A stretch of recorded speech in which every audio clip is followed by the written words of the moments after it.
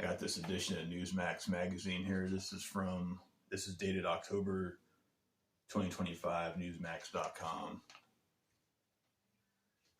And for all you California residents, there's an article in here on your leader, your California governor, your leader.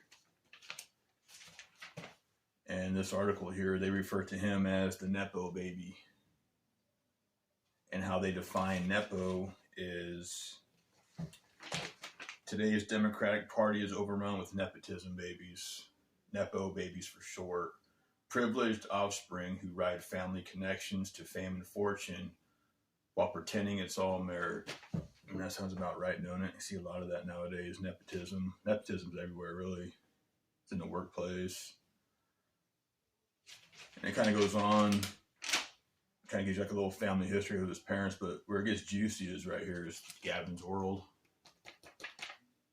And it talks about who his parents were, dad, grandfather, and then how they were tied in with the Gettys. So you got Gavin's world, the Newsoms, the Pelosi's, the Browns, and the Gettys.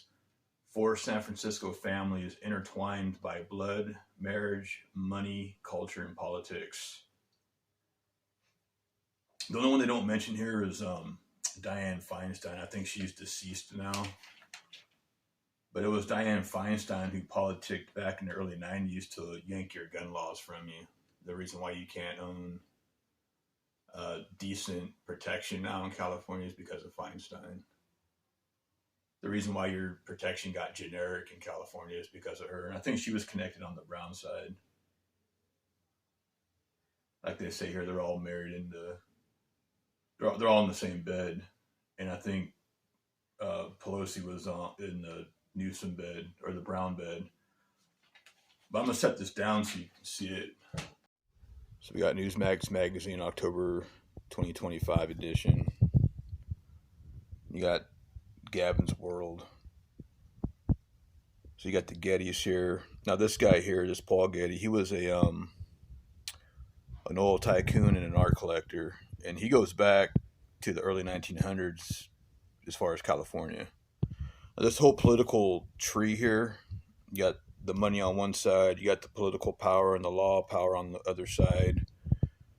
They've all been doing this for about, I want to say 80 years. Well, it says 80 years right here.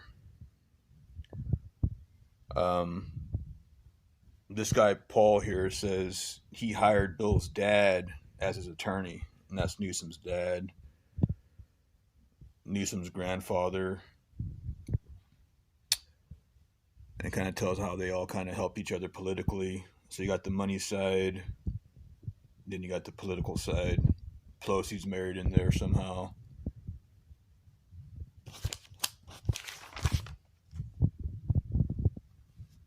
And this just kind of goes on. I'm not going to go into everything, but you can check it out for yourself. It's interesting. It's got some interesting parts. I thought this part was the most interesting. It kind of tells you how they were all connected. So the more I check this out, the Gettys are like old money in California. They were billionaires before you even knew the term billionaire.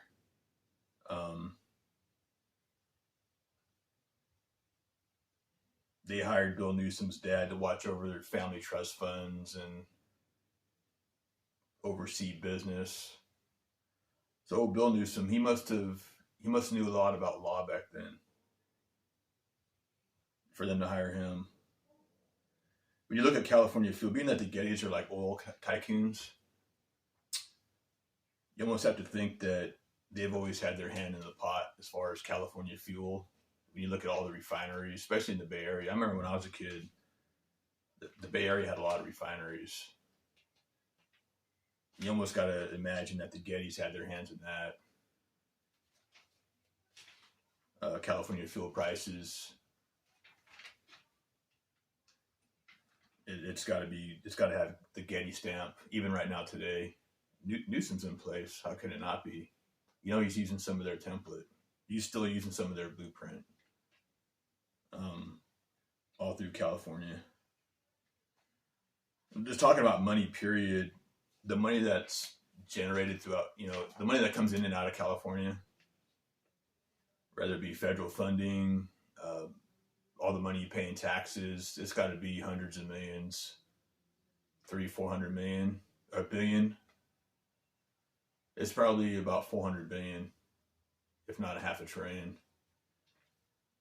So you figure all that money that's coming in there. You look at how dirty the streets are. California's got the biggest unemployment lines, uh, the biggest homeless camps,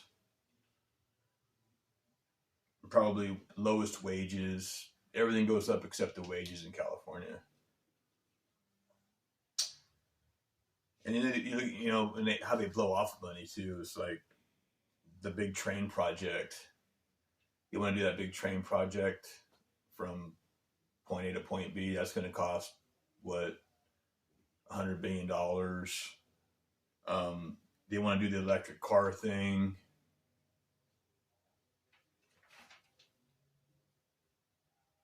For those of you that don't do the electric car thing, here in about 5 years, they're probably going to ration fuel off to you. Like if you decide to keep your gasoline vehicle, they're probably going to ration gas to you.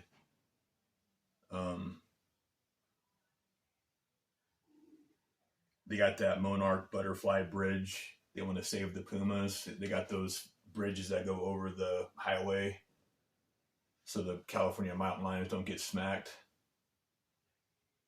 And it's like a little habitat. It's like a little habitat type bridge. How much are you going to spend on those things? Those got to be up in the high millions. A lot of people have already bailed out of California.